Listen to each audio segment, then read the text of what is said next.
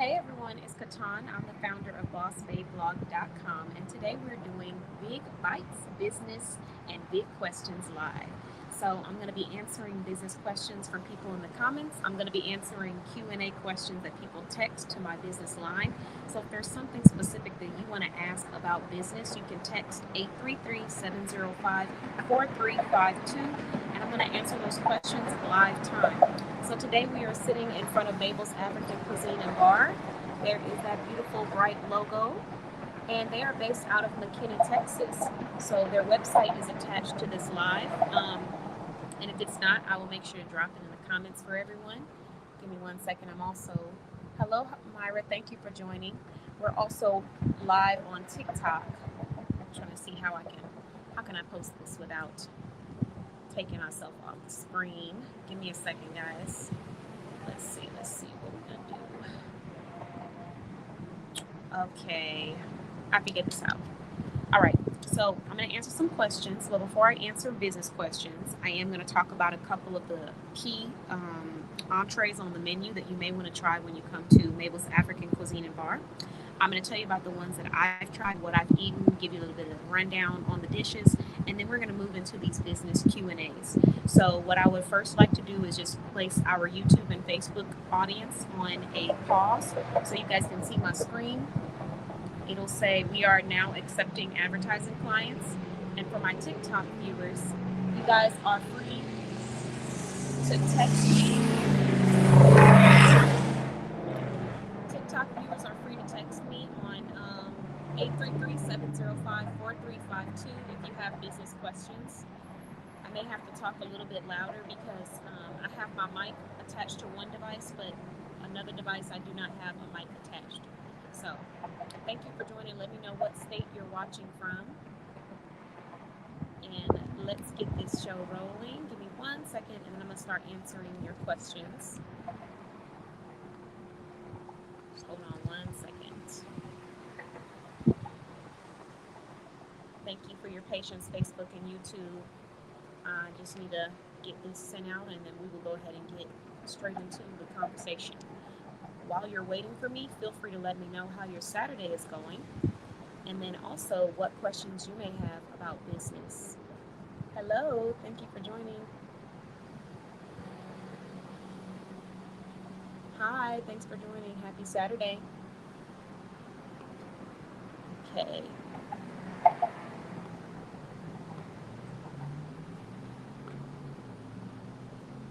Okay, we are almost ready, guys. Feel free to share this live with any entrepreneurs or foodies. If you're an entrepreneur based in any part of the U.S., share this live. If you are someone that loves food based in Texas, North Texas specifically, share this live.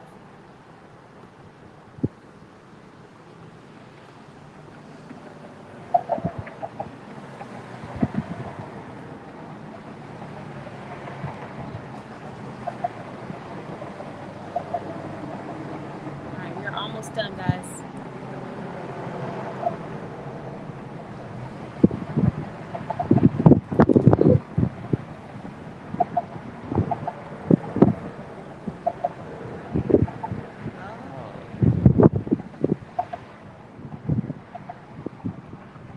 Hi, welcome. Hey, thanks for joining.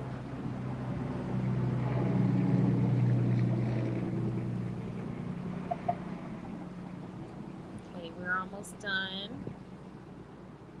Feel free to introduce yourself in the comments, Facebook, YouTube.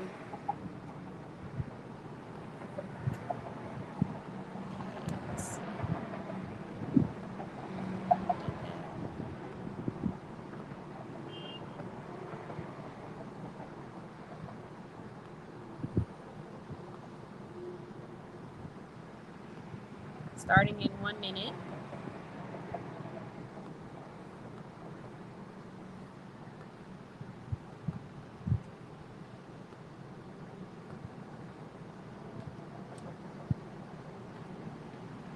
Okay, we're almost ready to go.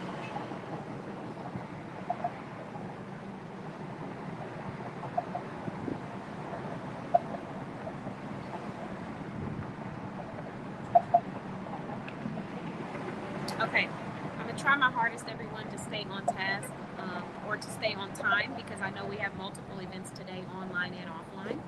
So, first, I want to say thank you for joining. Welcome to the live. This is Bites, Business, and Big Questions Live. So, we are here in front of Mabel's African Cuisine and Bar, and I'm going to be sharing a couple of the items on the menu that I've tried. And then, for anyone that has never come out, maybe it'll give you a little inspiration on what you can try when you get there. If you're watching on TikTok, you can join in. I'm getting ready to talk about the food, and then I'll move into the business questions that I've been receiving. If you have any questions about business that you want me to answer live, then you can text 833-705-4352. So we're going to start with, we're going to start with the Efo Riro Royale. So it says, savor the rich flavors, a culinary masterpiece featuring a blend of fresh greens, a medley of assorted meats or tilapia, all prepared in authentic African style. Your choice of a side or a accompaniment, which is amala. And amala is like similar to like pounded yam. If you've tried pounded yam before, it's a swallow. Swallow is like what you usually eat with the food, the vegetables. So that one is a top seller for people who have not tried African food before. The next one that I would recommend would probably be Agusi Delight. It's a Agusi soup. So if you're someone that likes different soups and you're okay with trying different textures, then you may want to try Agusi Delight. This has Agusi soup, vegetables. You can choose tilapia. You can choose fish. You can choose to eat it with pounded yam. But if you already know a little bit about African food or Nigerian food, then you've probably already tried this dish. If you don't know anything about it and it's your first time trying it, if you're someone that's daring, I say try it. If you're someone that's a little bit sensitive to textures, I would say go for the Efo Riro Royale. And then another one that I'm going to shout out is going to be the signature jollof rice served with chicken thigh and plantain. So if you follow me on social media, then you probably already saw a video of me eating that food. That one is really good. So it's jollof rice, plantain, and chicken. The jollof rice isn't too spicy. I eat a lot of spicy food, but if you want to try something flavorful, I recommend. And then if you like plantain or you never tried plantain, it's a little on the sweeter side, but not super sweet. Kind of like a banana, but not as sweet. So you would get plantain sliced, the chicken, and the rice. And that is a signature jollof rice served with chicken thigh and plantain. The next one that I'm going to talk about is going to be tilapia bliss with fried yam and plantain. So it says, experience the pan stir-fried tilapia bliss, a culinary masterpiece featuring slow-cooked tilapia. This succulent fish is gently simmered with an array of fresh vegetables, a blend of native spices, served alongside perfectly fried yam and plantains, all accompanied by a majestic sauce. And I will say their sauce is pretty delicious. So if you like sauces when you try out fishes and meats, then you want to check this one out. So that is the tilapia bliss with fried yam and plantains. We talked about the Efo Riro, and then Efo Riro is going to be those greens. So if you like collard greens, vegetables, then you'll probably really enjoy that. Hi, thanks for joining. Hello, happy Saturday. Okay, so now that I've talked about those, see how many is that? 1, 2, 3, 4. We talked about the Agusi soup. Let's see. Okay, let me kind of explain the Agusi soup part, and then we'll move into the business questions. So Agusi soup is one of my favorite dishes, and there's many ways that you can make it, but the components are going to be spinach, agusi, which is like rounded melon seeds, but it's not hard. They're very soft, and the texture is nice. Then normally you would get a pounded yam or some kind of swallow that you would dip into the soup. So if you enjoy finger foods, you can eat it with finger foods, but if you don't, you can always just use a spoon. That's fine too. It can be spicy, but you don't have to have it spicy. They do have spices and peppers here if you need that, but it's not required to eat the dish. You could always make some at home that's not as spicy. I don't feel like theirs is spicy, but I eat a lot of spicy food, so I don't know. Take that as you will. And then you can choose to have it with goat meat, tilapia, assorted meats, or you can have goat meat. I love goat meat. I like gamier meats for the texture and also for the flavor, but it just depends on what your preferences are. So those are some of the items that I've showcased on the menu. Now I want to move into the Q&As. So we're here to talk about business questions that I've received. I'm going to answer 3 to 5 of them. And as I'm answering the questions, if you still have any other inquiries that you want to share, you can text them to 833-705-4352. And if you're watching from TikTok, you can follow us. So the first question was, how do I get customers when I feel like nobody knows my business exists? And the answer that I would give to that is, number one, you have to try networking events where you're putting yourself out there. Number two, you can always choose to go online, go live, talk about your business live. You don't have to go physically in person to networking events. You can choose to attend networking events that are online. For example, we have one happening today at 4 p.m. online if you're a directory member. And if you're not, you can still come and be interviewed. So that would be one way that I would answer that question. Another way that I would answer that question is, how do I get customers when I feel like nobody knows my business exists? I would say you have to quickly readjust your mindset to understanding that you are in charge of the flow of your business. Therefore, if you're not promoting your business, then no one will know your business exists. If you are promoting and advertising your business, people will learn more about you. So it's more so about understanding that your business being known is up to you. That's kind of in your hands. And you can choose to hire someone to help you with that, or you can choose to do it yourself. But when you think that your business, nobody knowing that your business exists, doesn't correlate to you having the courage to share, you may have a problem with getting there. So I would say, get outside of your comfort zone, get a little bit uncomfortable, be okay with the fact that sometimes people say no. And there's nothing wrong with somebody saying no, because it makes it easier for you to quickly move to the next ideal client. But the longer time that you spend worrying about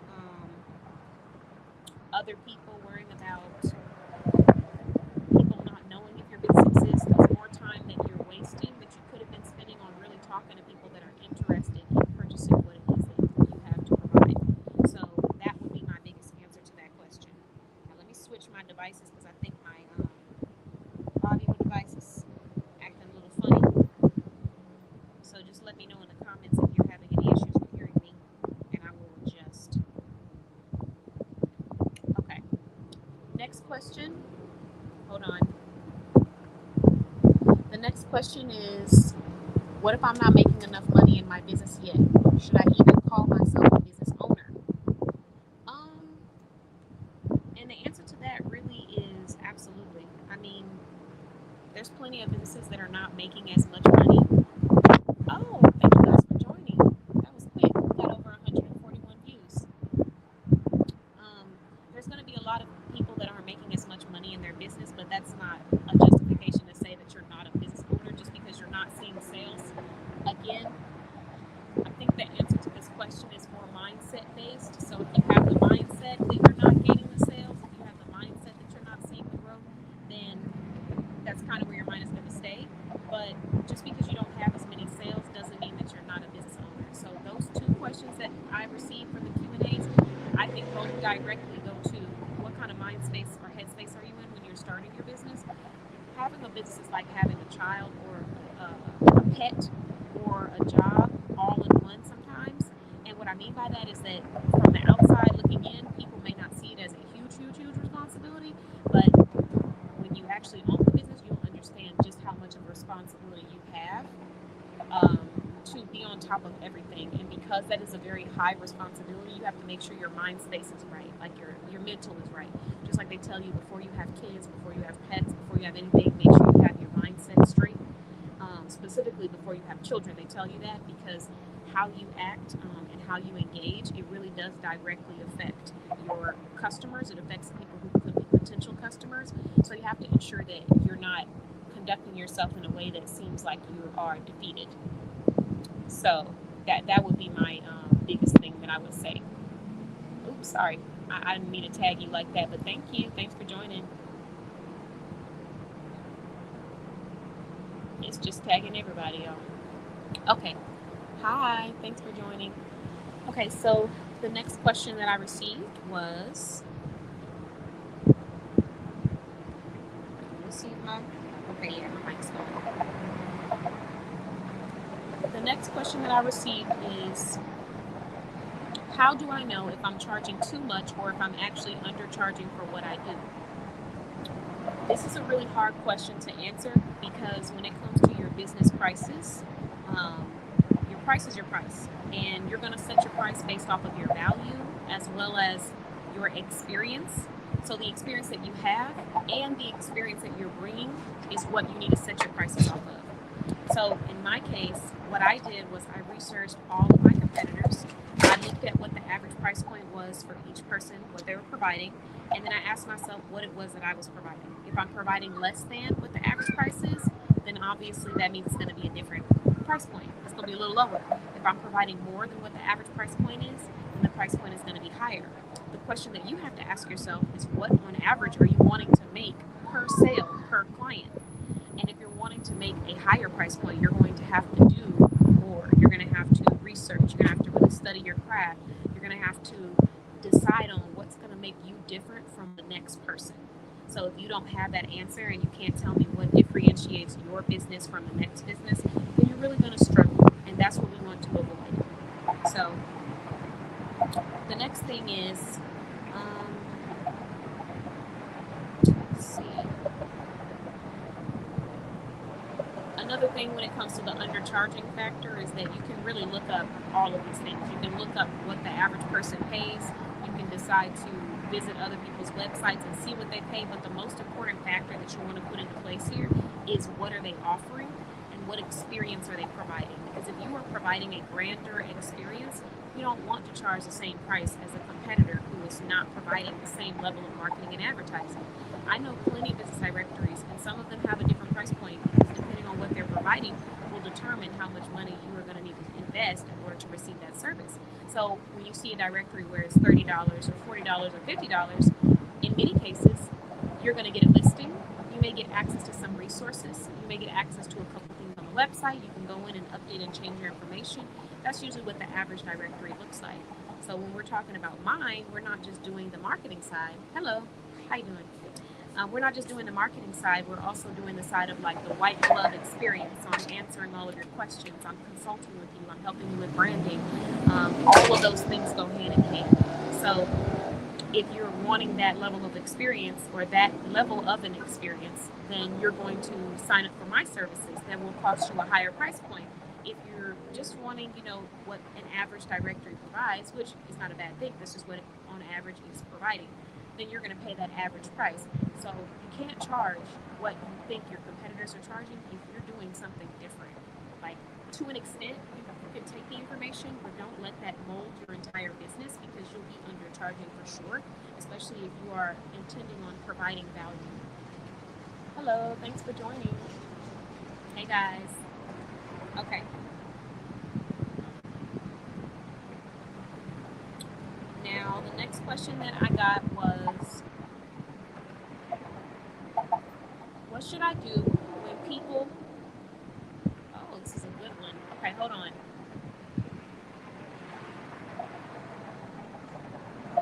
I'm going to have to share this live. Give me one quick second. We're going to pause for one moment because I need to make sure I share this live in my community just in case somebody needed to hear it.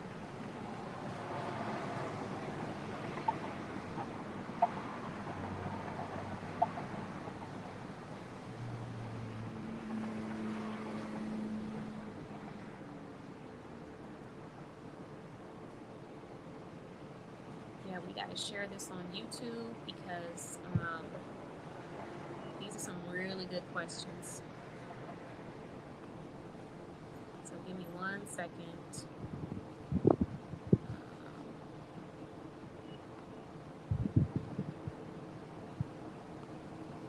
Okay.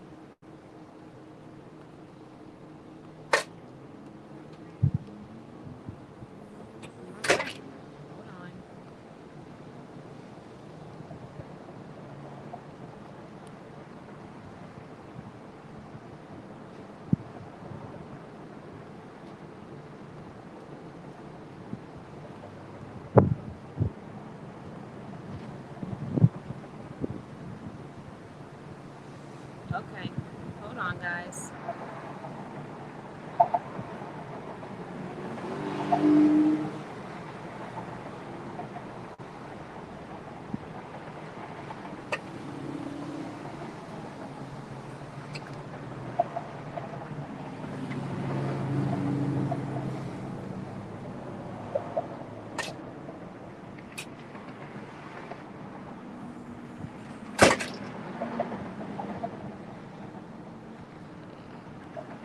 right, here we go, guys. Q&A. Q&A.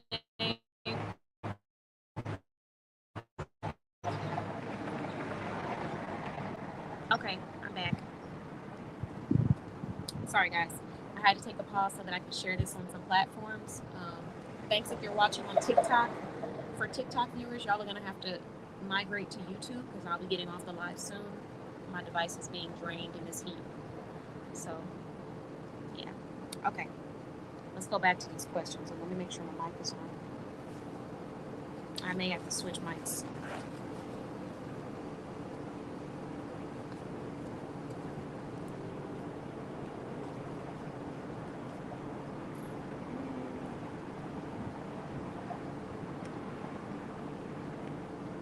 Okay, here we go. All right, I'm going to say goodbye to TikTok because our device is drained on this end, but you guys can meet me on YouTube at Boss Babe Blog.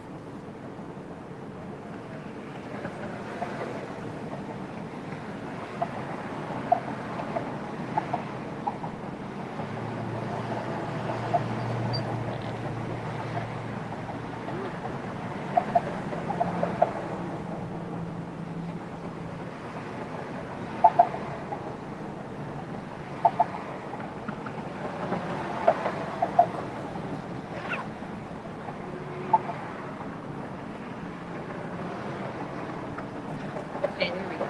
Sorry, guys, I gotta get myself all presentable.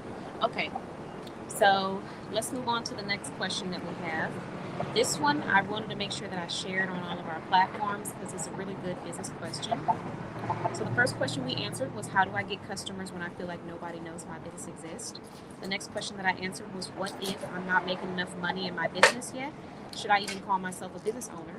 The last question is, how do I know if I'm charging too much or if I'm actually undercharging for what I do? Okay, the next question that we're answering is, what should I do when people constantly ask for discounts or expect me to work for free? This is a really, really big question, so I hope that anybody that needs to hear it can stay on and listen or share it with someone that needs to hear it. You have to set boundaries. You really have to set boundaries when it comes to your business.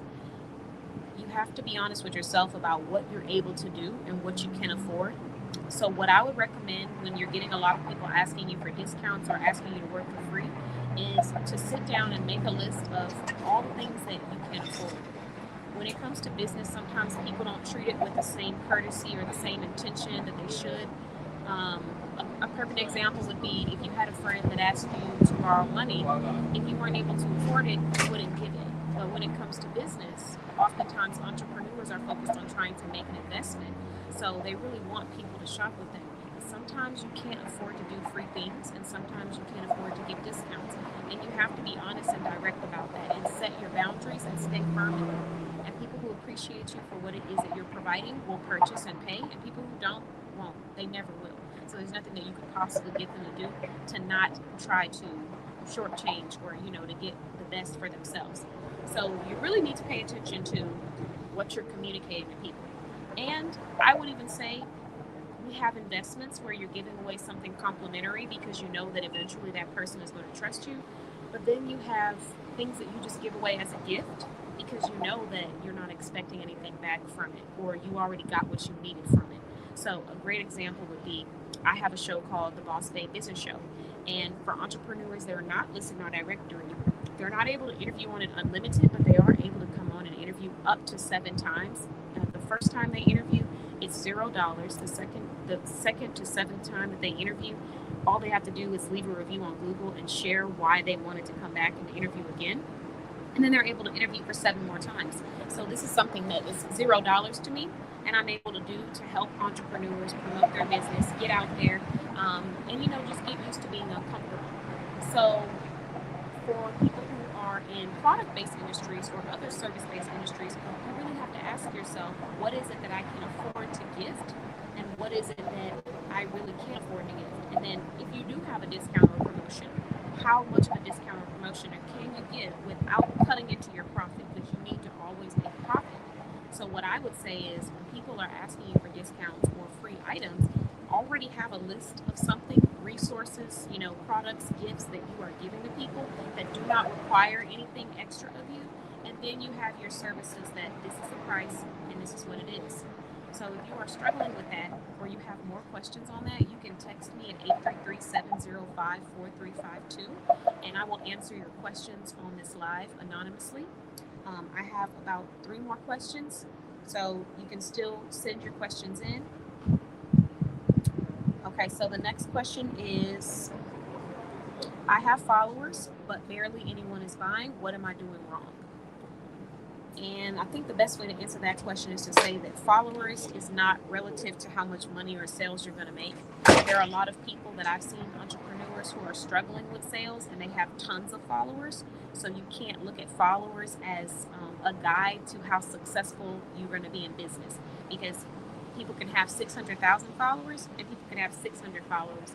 And I've seen people with over 100,000 followers struggling with gaining sales and having a hard time with gaining new clients.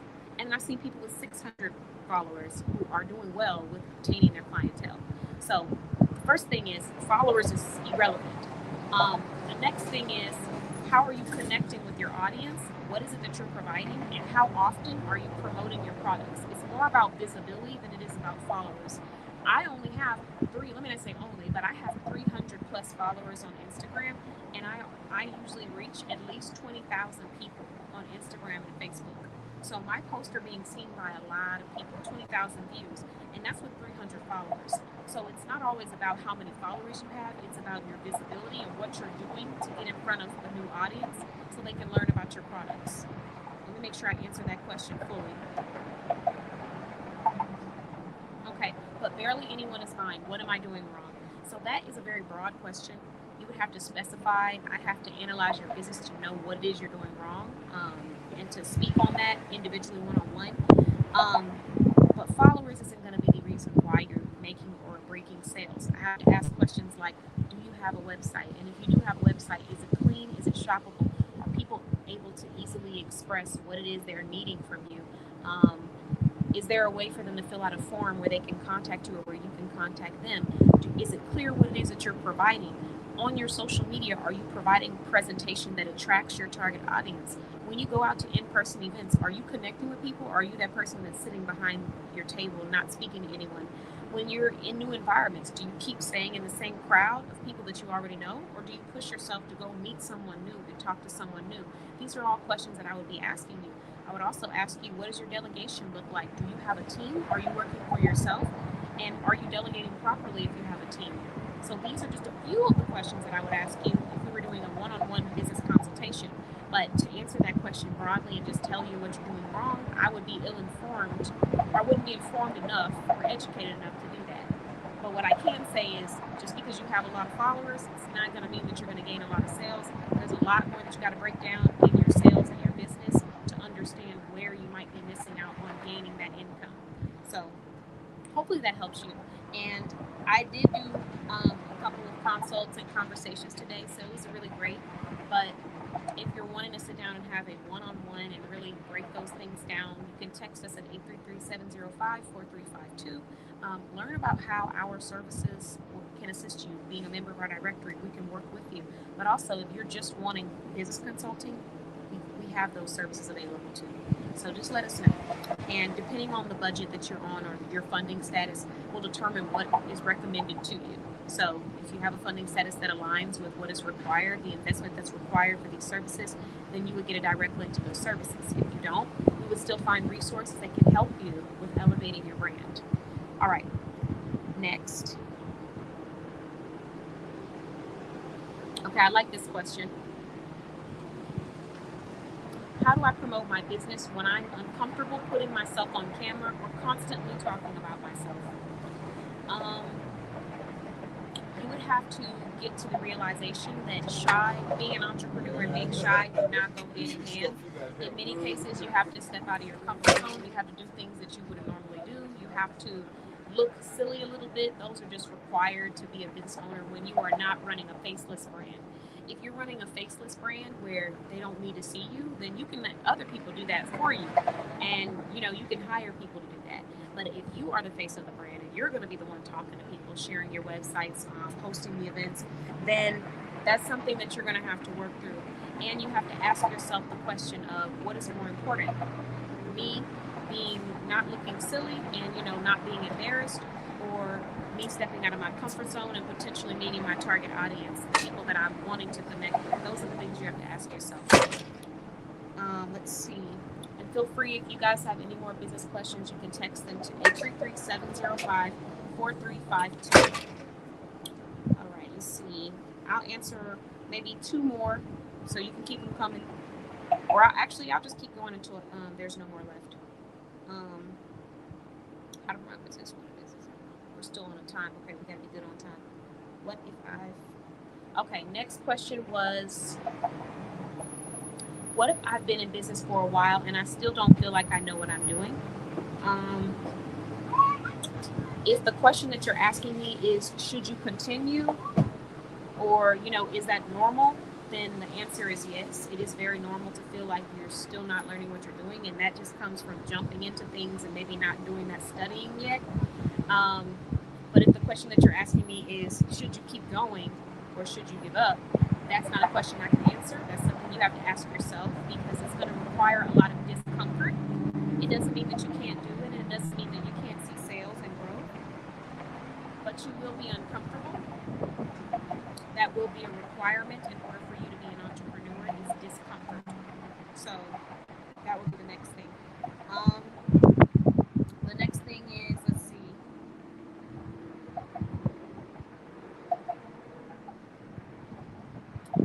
How do I deal with family and friends who support me emotionally but never actually buy from or promote my business? You stop asking and you stop worrying about them promoting or supporting your business, and you go find your target audience. So you want to worry less about if people should shop with you because they know you, and more about if people should shop with you because you're providing value. It's really more about finding your target audience than it is about finding people to support you. Sometimes your biggest supporters are going to be people that don't even live next to you. My biggest supporters are in different states of the U.S., different parts of the world. So I think you will be setting yourself up for failure if you're automatically expecting that friends and family are going to initially shop and purchase your products and services, because that's not going to be the case every time. Let's see.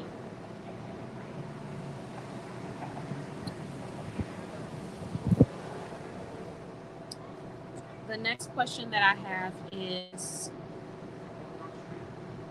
when should I stop trying to do everything myself and start paying someone to help me? And that question is not a universal question. It's going to be based off of what your funding status is. So if you're at a funding status where you're able to delegate, then you should start now. But if you're at a place where you're not able to delegate and you have to do everything yourself because your funding does not allow you, then you want to really just focus on, should I say, working with what you have until you have that income to do so. Really, I would say before you start your business, go ahead and create a funding plan and have a list of everything that's going to cost you to run this business. And once you have that list, execute. And then I would say, if you're already in business and you're just struggling with seeing that funding or that growth, you can still work, but find another source of income that's going to fund things that you want to do for your business.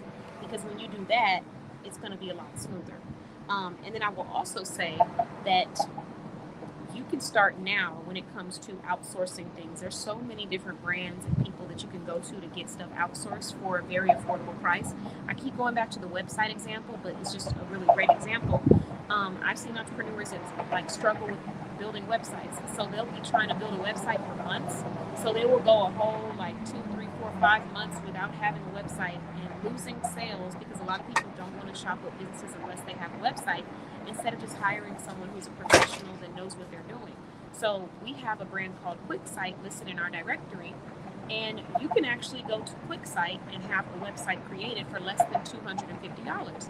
In the process of doing that, you'll be able to sit down, answer or have a one-page website, and then you can move on with promoting your business and promoting your products. But a lot of people are trying to do things themselves instead of just handing it off. And that just costs less than $200. Now, if you're not at a place where you're able to do that, I have a website building class that costs you $10 that you can join. I also have another one that costs $100. So just depending on what your funding status is will determine what you're able to delegate, but you should always be trying to delegate no matter what level you're at. And even in the early stages, look at what you have to offer and look at what you can give to another person and put together a collaboration request or offer to them, because there may be a chance that they will be willing to provide you with a service that can make your life or your business easier in exchange for a product or a service that you already provide.